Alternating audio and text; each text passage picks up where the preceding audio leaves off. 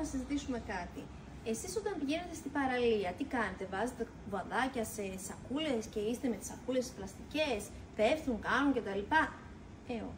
Θα σας δείξω πώς πάω εγώ στην παραλία. Λοιπόν, αυτός εδώ πέρα είναι ο σάκος της Play and Grow. Και εδώ πέρα μέσα βάζω ό,τι έχει να κάνει με κουβαδάκια, μπαλάκια, ρακέτες, οτιδήποτε χρειαστεί το πιτσιρικάκι στην παραλία.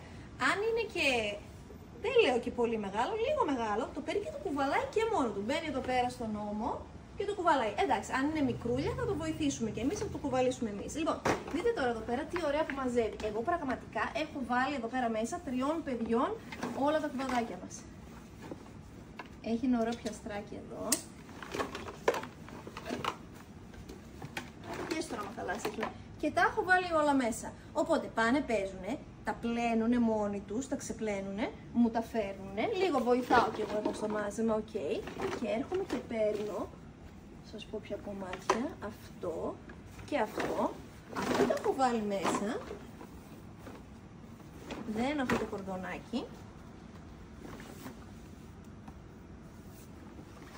Παίρνω και τον ημάντα μου, το κουμπώνω και έχω φύγει. Και είναι και ωραίο κομψό να μην είμαστε με σακούλες και πέρα από την πλάκα είναι και πολύ ωραίο πρακτικό και βοηθάνε και τα παιδάκια με αυτό. Επίσης, όταν το ανοίξω μπορώ να το χρησιμοποιήσω, γιατί είναι αυτά τα outdoor τα χαλάκια. Μπορώ να το βάλω και σαν στρωματάκι να κάθονται στην παραλία, να μην κάθονται πάνω στα μουδιά ή σε πετσετούλα.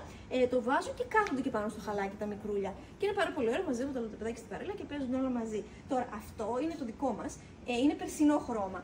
Φέτος φέραμε καινούρια πάρα πολύ όμορφα σχεδιάκια. Σεριέ. Δείτε, είναι αυτό το ύφασμα που έχει αδιαβροχοποίηση, οπότε μπορείτε πολύ εύκολα να το καθαρίσετε. Τι άλλα χρωματάκια φέραμε. Τώρα ήρθανε φρέσκα. Αχ, και αυτό πολύ ωραίο το τυρκουάζ. Σε έντονα χρωματάκια εδώ πέρα, με σχέδια θαλασσινά. Ωραίο. Ριγέ και αυτό. Και νομίζω και ακόμα ένα. Α, και αυτό πολύ ωραίο. Μπλένετες. Τι όμορφα που είναι. Πραγματικά είναι πάρα πολύ ωραίο. Είναι και ωραία ιδέα έτσι για δωράκι και πολύ πρακτικό. Είναι της Play and Grow και είναι το outdoor το χαλάκι τους.